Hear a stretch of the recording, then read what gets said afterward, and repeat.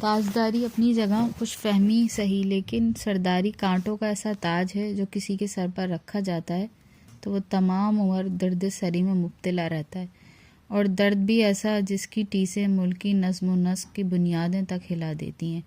بہرحال جو بھی ہو، حقیقت فقط اتنی سی ہے کہ تاج و تخت نے ہمیشہ جسے اپنے حصار میں لیا گویا اس کی زندگی کو امتحان میں ڈال دیا، اور امتحان پر پورا اترنے کا طریقہ اگر کوئی اختیار کر لے تو سرفراز اور جو نہ کرے تو بے قرار ٹھہرے، مگر یہ سب اس کی اپنی ثواب دیدہ پر منحصر ہوتا ہے۔ یہی وجہ ہے کہ آج بھی تاریخ کے مناظر میں کامیاب اور ناکام شہنشاہوں کی فہرست جدا ہے۔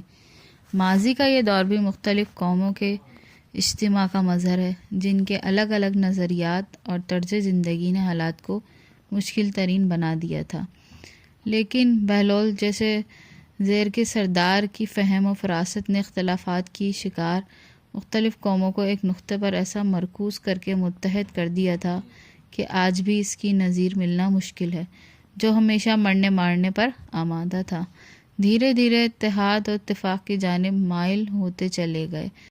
جب سکندر طوفہ اور جسرت کھکرنے نے بہلول کے چچا فیروز خان کو قید اور اس کے بیٹے شاہین خان کو باقاعدہ جنگ میں قتل کر کے سرہند پر قبضہ کر لیا تو دہلی کے بادشاہ محمد شاہ کو یہ خوشخبری بھیج دی گئی کہ شاہی افواج نے بادشاہ کے اقبال اور خدا کی مہربانی سے سرہند میں افغانوں کی قوت پارا پارا کر کے ملک بہلول لودھی کو خانمہ برباد و آوارہ وطن کر دیا ہے۔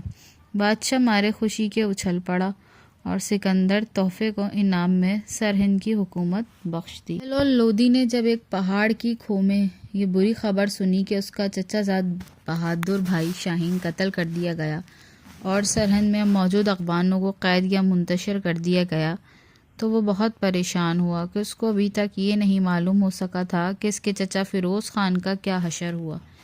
مشرق سے مغرب تک پھیلا ہوا سرسبز و شاداب کوہستانی سلسلہ اس کا ملجا و ماوا بنا ہوا ہے۔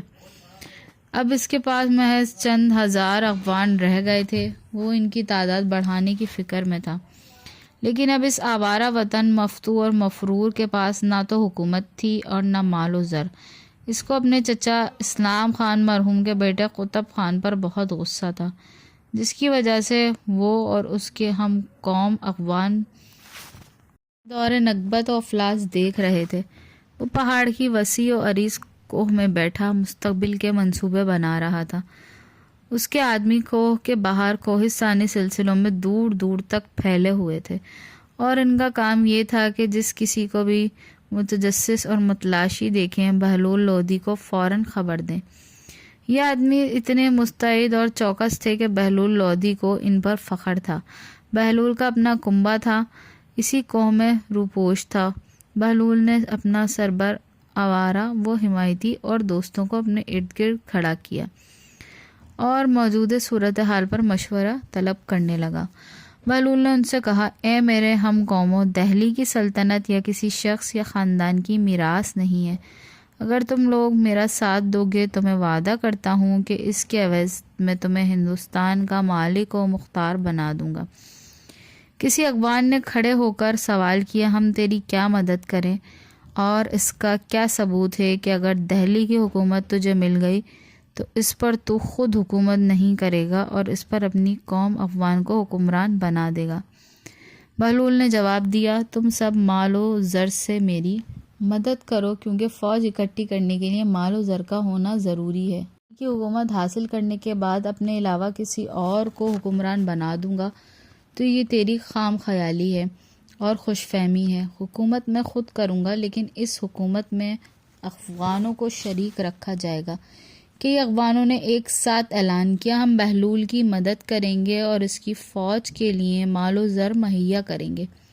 ایک عمر رسیدہ افغان نے کھڑے ہو کر وعدہ کرنے والوں کو منع کیا، لالچ نے تم سب کو اندھا کر دیا ہے۔ ہم سب سرہند میں اچھے خاصے رہ رہے تھے، لیکن خدا برباد کرے اس ملک بہلول کو جس نے دہلی کی حکومت کی طمع میں جو پاس تھا اسے بھی کھو دیا۔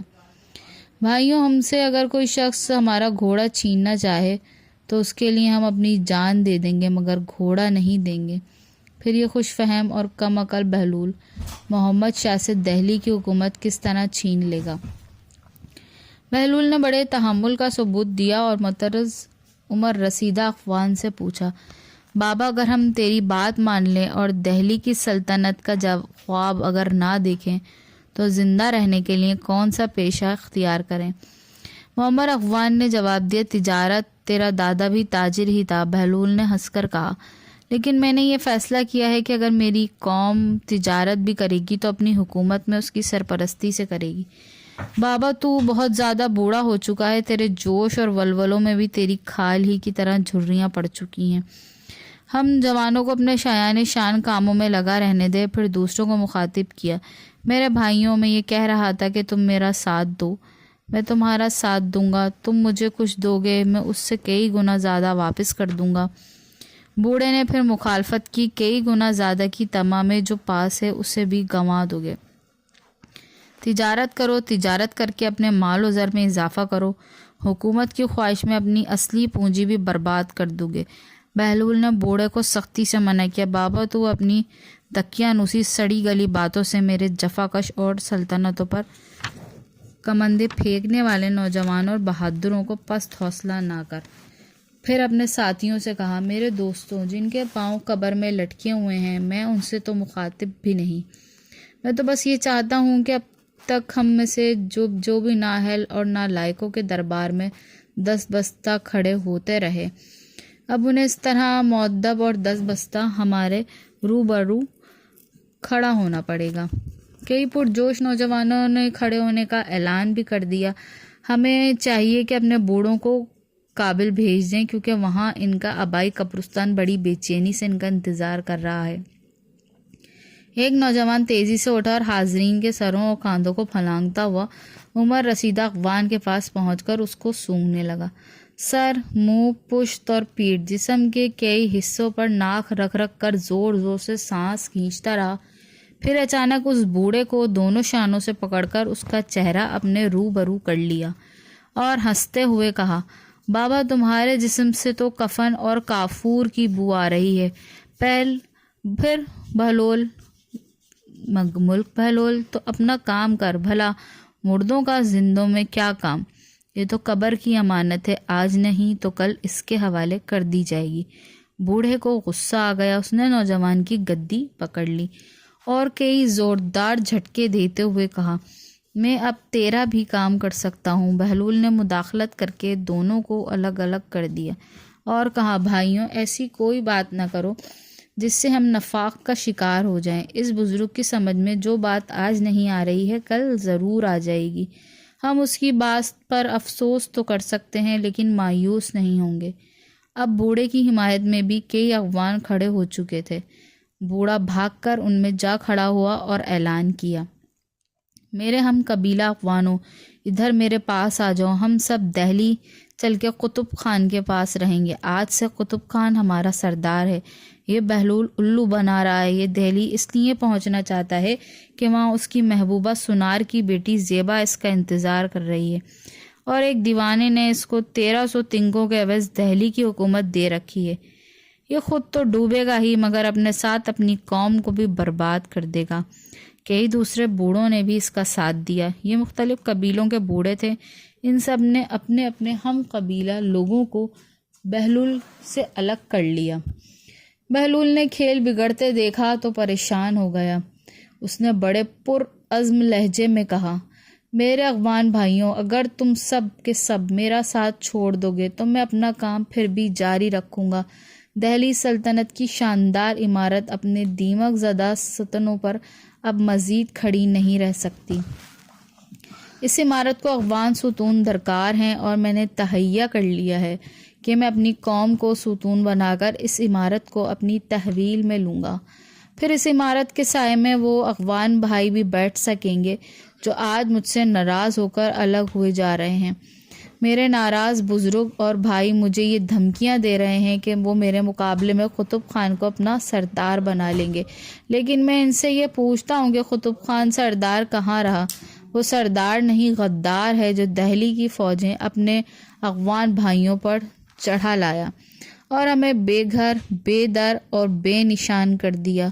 پرجوش نوجوانوں نے ناراض بوڑھوں اور ان کے حمایتی ہم قبیلہ لوگوں پر حملہ کر دیا اور مار پیٹ شروع ہو گئی۔ بہلول اور اس کے ساتھیوں نے بیچ بچاؤ کروانے کی کوشش کی۔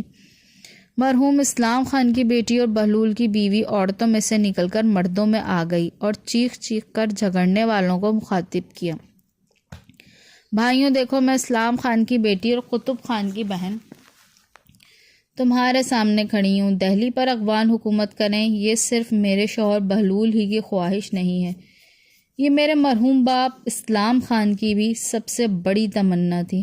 اس نے اپنے بھتیجے بہلول میں جب اپنے ہی جیسا حوصلہ اور اپنی ہی جیسی خواہش دیکھی تو اس سے میری شادی کر دی اور اپنا جانشین قرار دیا۔ خدا کے لیے باہمی جنگ و جدل سے باز آ جاؤ اور میرے شوہر بہلول کا ساتھ دے کر سلطنت پر، دہلی پر قبضہ کر لو۔ میرا بھائی قطب خان سردار نہیں، غدار ہے۔ اگر تم نے اپنے اس کو سردار بنا لیا تو میں تمہیں بھی غدار ہی سمجھوں گی۔ اتنے میں چند دیدبان اغوان جو ہیں وہ وہاں بھاگتے ہوئے آئے اور سب کو مطلع کیا، بھائیوں ہوشیار، ہم نے اپنی پہاڑیوں میں بہت سارے گھوڑوں کے سر پر دوڑنے کی آوازیں سنی ہیں، شاید دہلی کی تعقب کرنے والی فوجیں ہماری تلاش میں ہیں، یہاں تک ہی آ پہنچ چکی ہیں۔ بہلول نے اپنے ساتھیوں کو حکم دیا، جو اغوان واپس آئیں برسرے پیکار ہیں، انہیں یہیں چھوڑ دو، جو میرے ساتھ ہیں میرے ساتھ رہیں، میں اپنے دشمنوں کا مقابلہ ضرور کروں گا۔ آپس میں گتم گتا اغوان نرم پڑ گئے اور دیکھتے ہی دیکھتے لڑائی بند ہو گئی۔